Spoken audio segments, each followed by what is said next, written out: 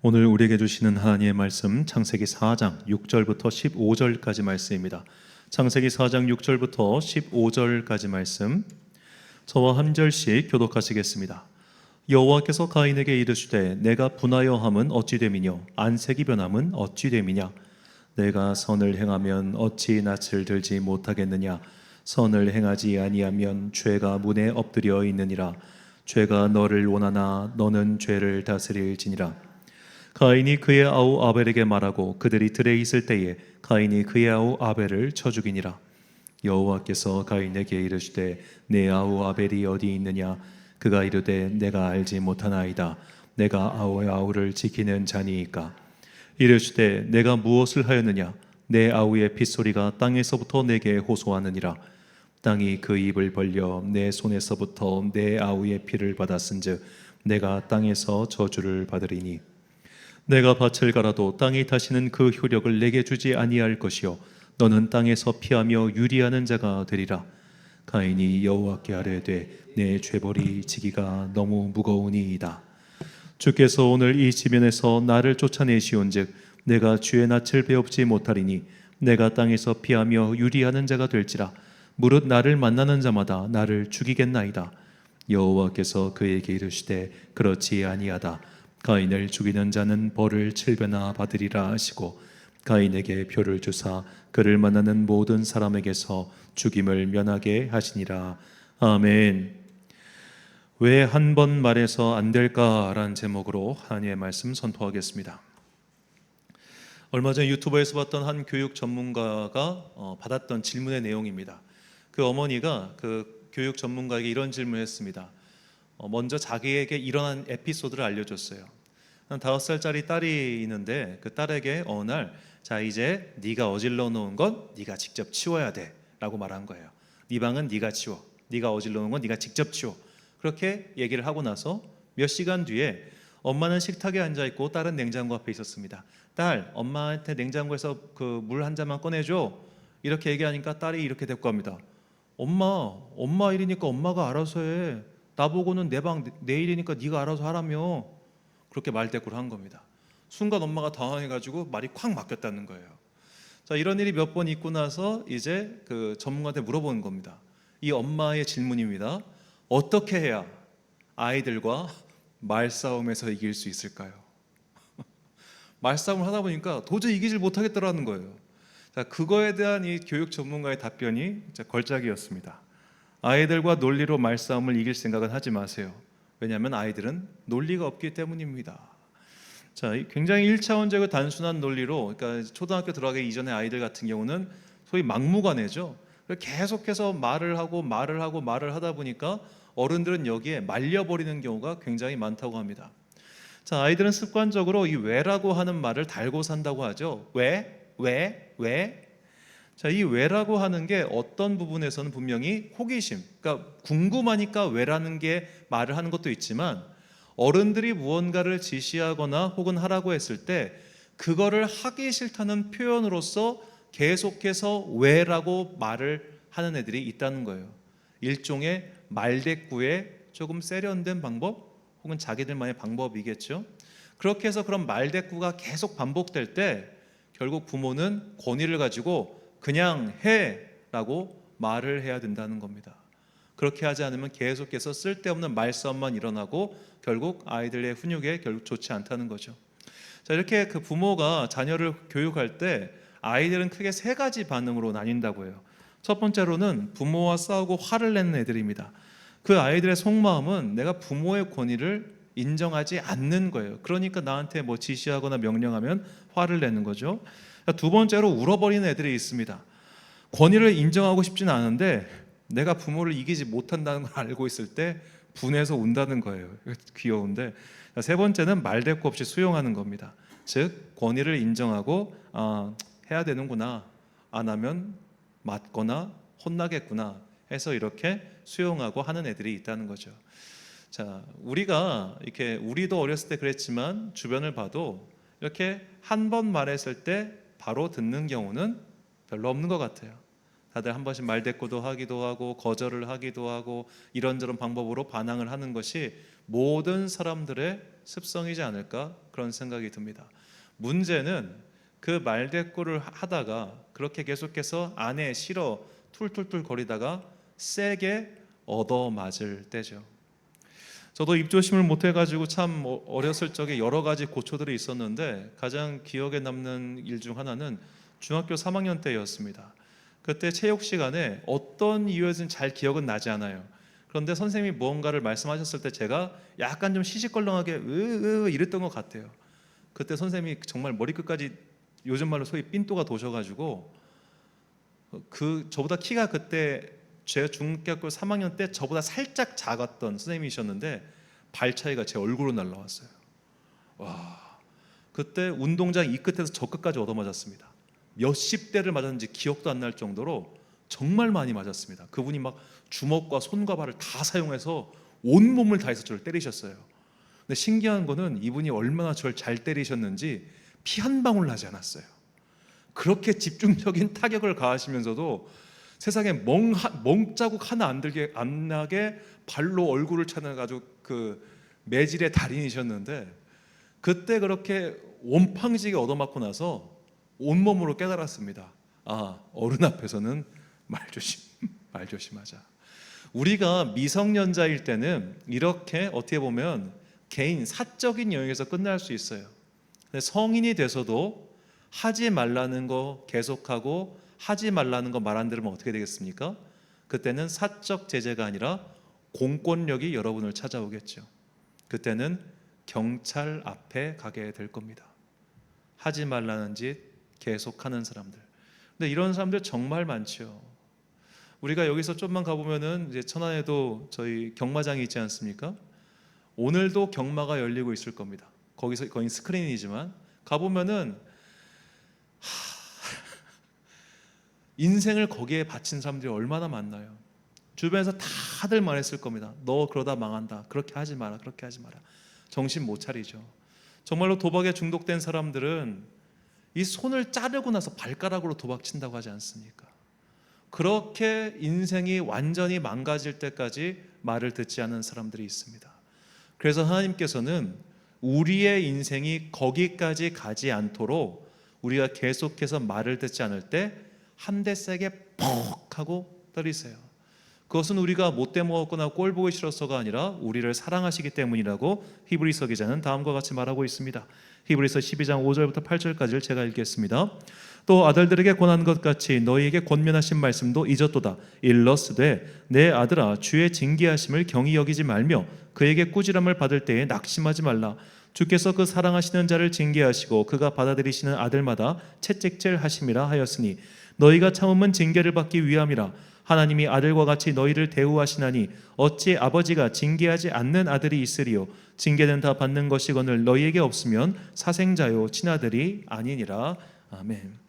자, 우리가 사회생활할 때 뭐 혈육 관계가 아닌 이상 몇 번 조언을 하다가 조언을 하지 않는 경우까지 생깁니다. 그 마음속으로 그를 떠나보낸 거예요. 사실은 그때가 되면은 그냥 너는 네 인생 알아 살아라. 망하든 말든 나랑 관계없다. 그때가 됐을 때 우리는 그에게 더 이상 말하는 것을 멈춥니다. 하나님께서 우리를 징계하지 않으시는 순간이 옵니다. 계속해서 말 안 듣고 반복해서 징계를 받았음에도 불구하고 그 행동을 고치지 않을 때 주님은 그를 포기하세요. 이걸 하나님의 방기라는 표현을 씁니다. 한자어로 놓으신 거예요. 그래서 우리가 세상을 살면서 나쁜 사람들이 왜 심판받지 않느냐? 하나님이 그를 포기하셨기 때문이에요. 그게 제일 무서운 겁니다.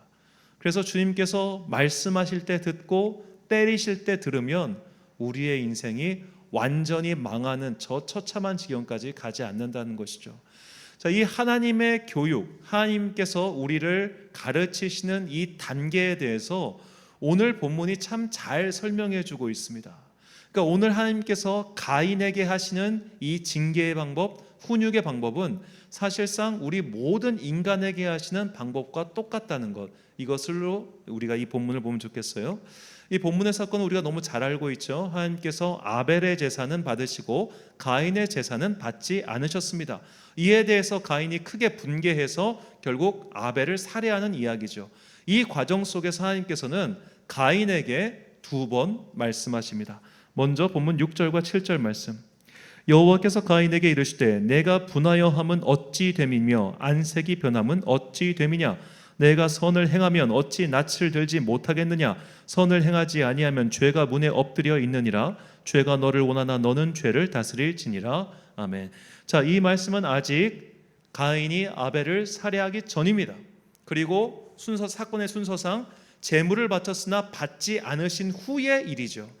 자, 가인이 만약에 영적으로 민감한 사람이었다면, 그가 평소에 하나님과 친밀하게 교제하는 사람이었다면 먼저 하나님께서 제물을 받지 않으셨을 때 이상함을 감지했어야 됩니다. 뭐지? 오늘은 뭔가 다른데? 우리가 이런 거를 분위기를 읽는다고 하죠. 어리석은 사람들은 분위기를 못 읽어서 그날 혼나는 거예요. 평소에는 여기까지가 돼요. 근데 그날은 안 되는 날이 있어요. 눈치가 빠른 사람들은 그걸 기가 막히게 합니다. 오늘은 여기를 넘어가면 안 돼. 오늘은 여기까지 갔다간 큰일 나. 제가 좀 좋아하는 개그맨 최양락 씨가 있는데, 이분이 온양분이에요. 온양고등학교 나오셨던 것 같아요. 그런데 이분이 학생 시절부터 그렇게 선생님한테 얻어맞고 선배들한테 후드려 맞고 했답니다. 왜냐? 분위기가, 그러니까 웃기려고 하는 욕심 때문에 자꾸만 이 분위기를 넘어가는 거예요. 그러니까 유머 감각 있는 사람들은 딱 그 선을 지킵니다. 그래서 우리가 그 유명한 MC들, 개그맨 출신 MC들 보면은 질문하지 말아야 될 선이 있는 걸 알아요. 거기까지 가지 않아요. 물론 사전에 조율이 어느 정도 됐겠지만 그 선을 잘 지키는 신동엽이라든지 유재석 같은 사람들이 이렇게 롱런을 하는 겁니다. 최양락 씨처럼 넘어가면 얻어맞는 거고요. 아이들이건 사회생활이건 이런 사람 정말 많아요. 그날은 선생님한테 개기면 안 되는 날이에요. 왜? 딱 봐도 기분이 안 좋거든요. 그날은 전체적으로 조직 전체가 조심해야 되는 날이에요. 왜? 지금 분위기가 이상하거든요. 우리가 그걸 육감으로 느끼잖아요. 하나님과의 관계도 똑같다는 겁니다. 오늘 뭐지? 이상한데? 하나님께서 제물을 받지 않으셨다는 것, 이게 첫 번째 시그널이었어요. 가인은 거기서 뭔가 느낌이 왔어야 됩니다. 근데 가인은 전혀 느낌이 없었고 자기 기분만 중요하죠. 확 화가 났어요. 그래서 하나님께서 첫 번째 입으로 경고하셨습니다. 그리고 나서 말을 안 듣죠. 입으로 경고하셨음에도 불구하고 그가 듣지 않고 이제 아벨을 살해합니다. 그리고 나서 하나님께서 그를 징계하시죠. 11절과 12절. 땅이 그 입을 벌려 내 손에서부터 내 아우의 피를 받았은즉 내가 땅에서 저주를 받으리니 내가 밭을 갈아도 땅이 다시는 그 효력을 내게 주지 아니할 것이요 너는 땅에서 피하며 유리하는 자가 되리라. 아멘. 여기서 유리하다는 것은 이제 방황하다라는 좀 옛날 한자어입니다. 자, 이것을 오늘 본문을 보면은 이 하나님께서 우리를 혼내시는 그 단계가 있어요. 단계 첫 번째로 분위기가 안 좋습니다. 오늘 뭔가 분위기가 안 좋아. 오늘 뭔가 좀 일이 있을 것 같아. 이런 식으로 우리에게 경고를 하세요. 영적으로 민감한 사람들은 이 경고를 느낄 수가 있습니다. 자, 두 번째로 그러나 영적으로 민감하지 못한 둔감한 우리를 위해서 뭔가 말씀을 하세요. 이 말씀이라고 하는 것은 설교자를 통해서 주시는 경우도 있고 주변에 기도하는 사람들 통해서 주시는 경우도 있고 또 성경 말씀을 통해서 주시는 것도 있습니다. 이마저 듣지 않았을 때 하나님께서는 이제 너는 좀 맞아야겠다 하고 때리시는 거예요. 이런 과정이 우리가 구약 성경에서 계속해서 반복해서 나타나는 역사죠. 이스라엘 민족이 평소에 하나님과 제사를 통해서, 제사장을 통해서, 예물을 통해서, 예배를 통해서 교제를 원만하게 하고 있었다면 하나님께서 굳이 선지자를 왜 보내셨겠습니까? 얘네들이 분위기를 못 읽어요. 둔감해. 얘네들은 직접 말하지 않으면 못 알아듣는구나 해서 선지자를 보내셨어요. 계속해서 말을 해요. 경고를 해요. 너 그렇게 하면 얻어맞아. 그렇게 하면 크게 혼나. 너 그렇게 하면 정말 큰일 나. 경고했는데 안 들어요. 결국엔 어떻게 하겠어요? 그냥 맞아라. 안 되겠다. 너는 좀 맞아야겠다 해서 결국 하나님께서 징계하시는 이 모든 과정이 성경 안에서 반복적으로 일어나고 있지 않습니까? 그게 가인에게 일어났던 일이고 이스라엘 민족에게 일어났던 일이고, 그리고 사실 지금 우리에게도 동일하게 일어나고 있죠. 우리도 뭔가 하나님 앞에서 이거 고쳐야 돼라고 하는 것, 그런 것들을 긴밀하게 내가 느끼고 고치면 좋아요. 그런데 안 고쳐요. 잘. 일단은 내가 하나님 앞에서 뭘 잘못하고 있는지도 제대로 몰라요. 우리는 대부분. 그래서 우리가 말씀을 들어야 되는 거예요. 말씀을 듣고 깨닫고 그것을 고치면은 최고 좋겠죠. 거기까지만 가도 정말 잘하는 거예요. 근데 거기까지도 안 갔을 때 한 번 말해서 안 되고, 두 번 말해서 안 되고, 10번 말해서 안 되니까 그냥 맞자 하고 하나님께서 때리시는 경우가 참 많은 것이죠. 그 공자의 제자 중에 안회라고 하는 사람이 있었습니다. 이 안회라고 하는 사람은 공자가 정말 아꼈던 제자인데, 누가 질문을 해요. 왜 그를 그렇게 아꼈느냐라고 하니까 이 안회는 불천노했고 불이과하였다라고 대답합니다. 화를 내지 않게 만들었대요. 제자인데. 그리고 실수를 2번 반복하지 않았다고 합니다. 하지만 논어에서도 말하지만 공자는 이 수십 명이 넘는 제자들 중에 이런 사람 없습니다. 이런 애는 얘 한 명밖에 없었다는 거예요. 그리고 본인도 고백하기를 나도 쟤만 못하다는 겁니다. 즉 우리는 불천노하고 불이과를 못하는 존재라는 거예요. 우리는 한 번 말하면 몰라요. 화를 내게 만들어요. 꼭 욕을 먹어야지 아유 하고, 꼭 얻어맞아야지 아이쿠 하는 게 이 대부분의 한 99% 인간이 대부분이고, 정말 극소수의 사람들만이 하나님과 긴밀하게 교제하면서 날마다 자신의 행동을 조심하고 그도 안 되면 말씀을 통해서 조심하는 것이, 대부분 우리는 3번째 단계까지 가가지고 얻어맞아야 그때 정신 차리고, 그런데 그마저도 정신을 못 차릴 때 하나님께서는 우리를 완전히 방기하실 수 있다는 거죠. 자, 이렇게 하나님께서 혼내신 단계가 있고, 그 단계를 통해서 우리가 그 혼내심에 대응하는 것은 분위기가 안 좋을 때 우리는 이걸 기도를 통해서 할 수 있습니다. 그래서 영적으로 민감한 사람들, 날마다의 경건 훈련이 이래서 중요한 거예요. 분명히 하나님께서 꿈이 되었든 무엇이 되었든 그날 신호를 보내주세요. 그러면 내가 오늘은 조심해야겠구나, 오늘은 어떤 것을 경계해야겠구나, 이런 생각을 반드시 주십니다. 두 번째, 이것이 안 돼 있을 때 주님께서는 주변 사람들을 통해서 알게 하세요. 요거 고쳐야겠다, 이거 바꿔야겠다 라고 말이죠. 그것도 안 될 때 하나님께 징계를 받는 겁니다. 우리가 주변 사람들을 통해서 주시는 하나님의 경고를 듣지 않다가 결국에는 나이 들어서 망신당한 사람 얼마나 많습니까? 음주운전 좀 하지 마라 하지 마라 하지 마라 주변에서 다 그 얘기할 겁니다.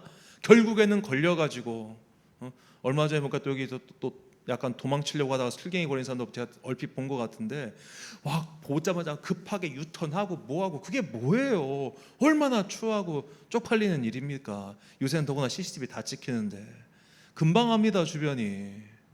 그것 좀 끊으라고 하는데 그거 끊지 못해가지고 결국에는 폐 잘라내서야 그때 끊을 겁니까? 간이 다 망가져가지고 수술대 위에 선 다음에야 그거 멈출 겁니까? 하지 말라고 할 때 하지 않으면 되잖아요. 그런데 우리는 어리석어서 끝까지 후려 쳐맞고 나서야 그때 요만큼 바뀌더라는 거죠.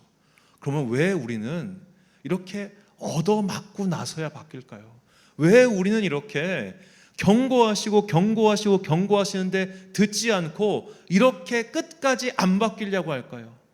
성경은 말합니다. 로마서 2장 5절 말씀, 다만 내 고집과 회개하지 아니한 마음을 따라 진노의 날 곧 하나님의 의로우신 심판이 나타나는 그날에 임할 진노를 내게 쌓는도다.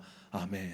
자, 이 고집이라고 번역한 헬라어 단어는 다리뼈라는 뜻이 있습니다. 다리뼈는 부러지기 전까지는 그게 교정이 안 되죠. 뭐 오다리 교정한다 이렇게 막 묻고 하고 있는데, 그거는 다리 뼈가 바뀌는 게 아니고 이게 골반이 바뀌는 거지, 뼈가 이렇게 휘어져 있는 게 바르게 되는 건 아니라고요. 뼈는 안 바뀌어요. 단단해지니까. 동안 나이가 들수록 더 단단해져서 안 바뀐단 말이에요. 이거는 완전히 뽀개져 가지고 드릴로 박아 가지고 재조립을 하기 전까지는 모양이 안 바뀌더만요. 다리뼈는. 우리가 그런 상태라는 거예요. 고집 부리고 있다는 거예요. 그러니까 하나님께서 알아 모르겠다고 정말 제대로 팍 씌워가지고 완전히 망하게 난 뒤에야, 그때야 비로소 정신 차리고 주님 제가 잘못했습니다. 그런 사람이 얼마나 많습니까? 그리고 그렇게 돌아온들 지난 시간은 바뀌지 않는다는 것도 아픔이죠. 제가 참 존경하는 목사님이 계시는데 지금은 은퇴하셨습니다. 이분이 젊은 날에 그렇게 술 담배를 좋아했습니다. 무지무지하게 좋아했습니다. 이분이 나중에 성령님을 만나고 술 담배를 완전히 끊었습니다. 그런데 30대 시절에 망쳐놓은 건강이 돌아오지 않더라고요. 결국 60대 중반에 가서 암 수술하시고 뭐하고 지금도 골골골인데, 이게 안 되는 건 안 되는구나. 그 전에 끊었으면 좋잖아요. 모태신앙이고 누나가 7명이고 누나들이 맨날 가가지고 이런 말 킬 뻔했네. 제발 좀 다 그것 좀 끊어라 너를 위해 기도한다. 다 누나들 막 권사들 집사들 본인도 집사인데도 그냥 그렇게 살다가 30대 시절을 다 그렇게 망쳐놓으니 그 위에 목사가 돼가지고 20몇 년을 정말 훌륭하게 목회를 했어도 이게 돌아오지 않더라는 거지.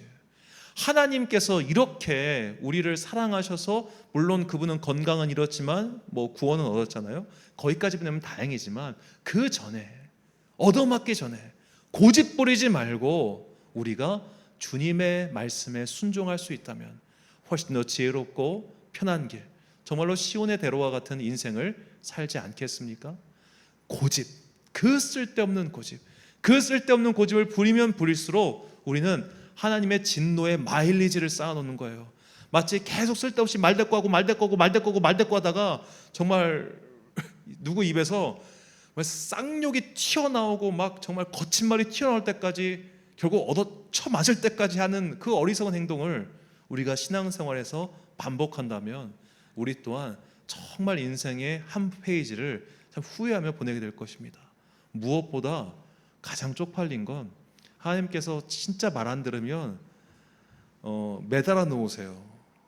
쟤 좀 봐라 하게 수치스럽게 하신단 말이에요. 그런 게 오기 전까지 우리가 이 고집을 꺾어야죠. 그런데 이 고집은 내 맘대로 안 꺾어요. 정말 내 맘대로. 우리가 내가 고집을 부리고 있구나, 고집을 꺾어야겠다 해서 자기가 알아서 고집을 꺾을 수 있으면 이미 성인군자죠. 자기 고집은 자기가 못 꺾어서 자기 고집인 거예요. 그렇다면 이 고집을 어떻게 꺾을 수 있을까요? 바로 성령님께서 이 고집, 이 단단한 마음, 이 딱딱한 마음을 부드럽게 만들어 주신다고 그렇게 약속해 주셨습니다. 그래서 에스겔 선지자는 우리에게 다음과 같이 선포합니다. 이 선포의 말씀이 우리의 고백이 되기를 소망합니다. 에스겔서 36장 26절과 27절 말씀 함께 봉독하겠습니다. 시작. 또 새 영을 너희 속에 두고 새 마음을 너희에게 주되 너희 육신에서 굳은 마음을 제거하고 부드러운 마음을 줄 것이며 또 내 영을 너희 속에 두어 너희로 내 율례를 행하게 하리니 너희가 내 규례를 지켜 행할지라. 아멘. 항상 성령님의 임재, 성령님의 도우심, 이것을 간구해야 됩니다. 그래서 그분께서 이렇게 굳어버리고 딱딱하고 고집스러운 내 마음을 부드럽게 바꿔주셔서 그 부드러운게 된 그 내 영혼 안에 성령님께서 주시는 말씀이 새겨지게 해야 됩니다. 이것만이 얻어맞기 전에 고집 부리지 않고 지혜롭게 그리고 평안하게 나에게 주어진 인생을 살아가는 가장 지혜로운 방법입니다. 사랑하는 천안광성교회 성도 여러분, 그리고 이 예배를 함께 드리고 계신 귀한 주님의 자녀 여러분, 먼저 하나님의 분위기를 읽을 수 있도록 날마다 경건훈련을 게을리하지 마십시오. 날마다 기도 생활과 예배 생활과 말씀 훈련을 게을리하지 않는 사람들은 하나님께서 알아서 피할 길을 주신다고 약속하셨습니다. 피할 길을 주신다고요. 그래서 정말로 우리가 주변에 보면은 신앙생활 열심히 하는 분들 중에 정말 잔잔한 호숫가의 돛담배처럼 평생 사시는 분들이 있어요. 인생에 풍랑이 없이 크게 요동함 없이 잔잔하게 가는 분들이 있습니다. 이게 최고로 좋은 삶입니다. 우리가 굳이 드라마틱하게 들쑥날쑥 이렇게 무슨 간증의 주인공, 왜 간증의 주인공이 되려고 해요? 평안하게 살자고요. 평안하게 무난하게 사는 게 제일 좋은 거고, 이런 복을 얻고 싶은 사람들은 하나님의 분위기를 읽을 수 있도록 날마다 경건훈련을 게을리하지 마십시오. 주변에 평안하게 사는 분들 보면 대부분 다 이런 사람들이에요.